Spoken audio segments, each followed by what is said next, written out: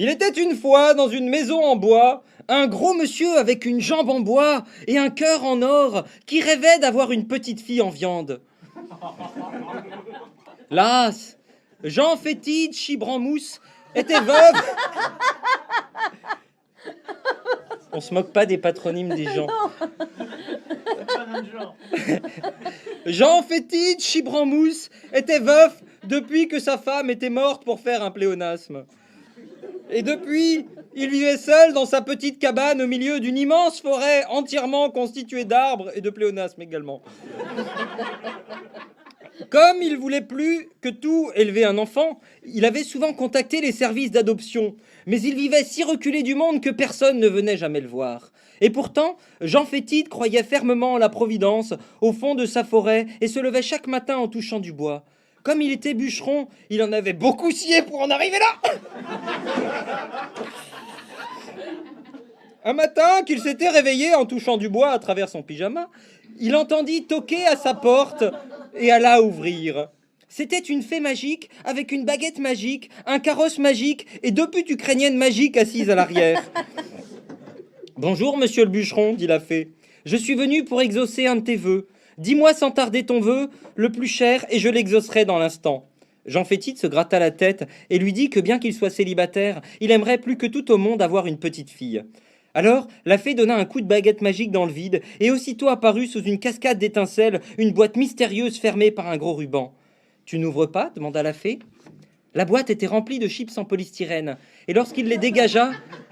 C'est pas drôle. Il découvrit avec émerveillement une adorable tête d'enfant, puis 2 jolies mains fines, des bras roses et frais comme de la porcelaine, et sous un petit ventre tout rond, des jambes potelées et des pieds tout mignons. C'est alors que la fée lui dit « T'as la notice et une clé de 12 au fond de la boîte, t'as plus qu'à la monter. » Comme Jean Fétide ne se sentait plus d'allégresse à l'idée de monter une petite fille, il regarda du côté du carrosse où étaient assises les 2 créatures ukrainiennes et demanda, en touchant du bois à travers son slip, s'il n'avait pas droit à un deuxième vœu. Mais la fée répondit qu'en fait non, ça c'est juste 2 copines à moi que je ramène et qui sont juste là pour faire joli.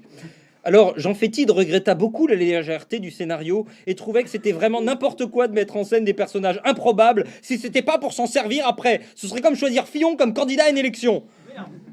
L'instant d'après, il s'imagina en pleine levrette claquée à l'arrière du carrosse avec François Villon, vomit poliment dans l'une de ses poches intérieures et mit fin à ses pensées impures.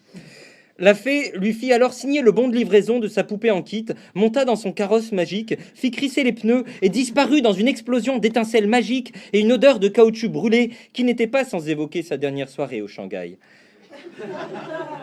Le silence résonna dans le vide comme une chanson de Patrick Bruel.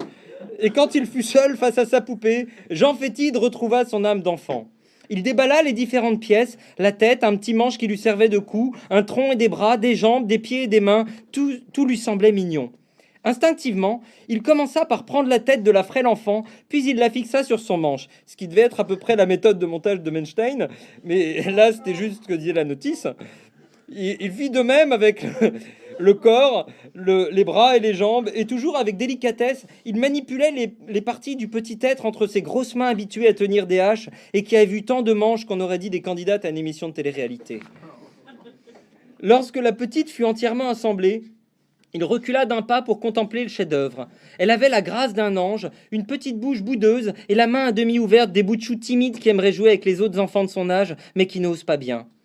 Une larme d'émotion perla dans les yeux de Jean Fétide, et lorsqu'il approcha ses lèvres de l'enfant pour déposer un baiser sur son bon front clair et plein de noblesse, une larme tomba sur la joue de la fillette inanimée. C'est alors qu'un miracle se produisit. Les yeux de la petite s'ouvrirent comme si elle venait de se réveiller d'un si long sommeil. Sa bouche bougea, et la petite poupée semblait vouloir prononcer ses premiers mots. Au vieil homme boiteux et tout hébété qui n'en revenait pas, elle dit alors... Installation de la mise à jour 1 sur 244. Veuillez patienter pendant la mise à jour, ne coupez pas l'alimentation. Installation de la mise à jour 2 sur 244. Veuillez patienter pendant la mise à jour, etc. Le vieillard solitaire l'écouta longuement compter. Et quand elle eut fini, il eut l'impression qu'elle voulait lui demander quelque chose. Elle lui dit alors ces mots mystérieux qui le troublèrent beaucoup. Veuillez saisir à présent votre pin.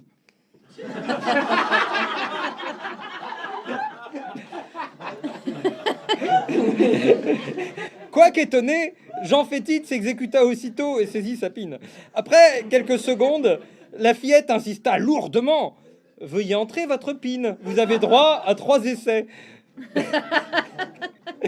Bien que Jean Fétide avait été marié et n'ignorait rien des mystères de l'amour, il se sentait embarrassé et resta interdit et figé pendant une bonne minute.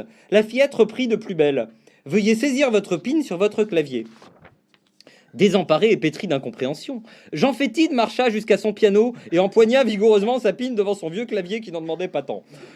Comme rien ne se passait, il s'essaya à pianoter un air en tapant avec son gland sur les touches. Le croirez-vous ? Cette musique jouée du bout de la bite sur un clavier était vraiment incroyable. Car en effet, il jouait du piano du bout. C'est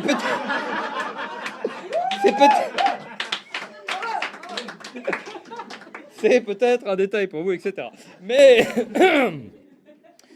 la poupée interrompit bien vite ce moment de grâce. Je n'ai pas compris votre réponse. Préparation à la mise en veille.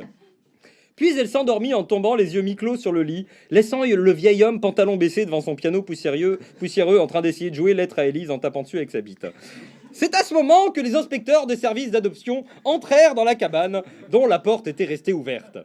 Le vieux bûcheron leur assura que ce n'était pas ce qu'il croyait, que c'était elle qui l'avait provoqué et qu'en temps normal, il ne jouait pas du piano avec sa bite, sauf quand c'était du Bruel, bien entendu. Les inspecteurs, qui en avaient tant vu, ne se laissèrent pas impressionner. Ils regardèrent Jean Fétide au fond des yeux et lui dirent « Si vous voulez obtenir des informations sur l'utilisation de votre enfant, appuyez sur 1. Si vous avez oublié votre PIN, appuyez sur 2. Si vous souhaitez activer les options premium de votre enfant pour qu'il soit plus calme, réussisse mieux à l'école, soit très gentil avec papa sans rien dire à maman et au procureur, munissez-vous de votre carte bleue et appuyez sur 3. Si vous voulez louer votre enfant, le revendre ou l'amener à la déchetterie, appuyez sur 4. Si vous voulez continuer à jouer du Bruel au piano avec votre bite, appuyez sur dièse. Si vous voulez faire appel à un monstre finisseur d'histoire, appuyez-vous sur la commode en vous tapant le front. Si vous voulez revenir au menu, appuyez sur étoile. Jean Fétide était complètement désemparé. Il s'adossa à un meuble en se grattant la tête. C'est alors qu'un tyrannosaure des forêts entra et dévora les 2 inspecteurs, déféqua sur la petite fille et sodomisa calmement le vieux bûcheron avant de mettre le feu à la maison et fin à cette histoire en faisant un zeugma. Merci à vous.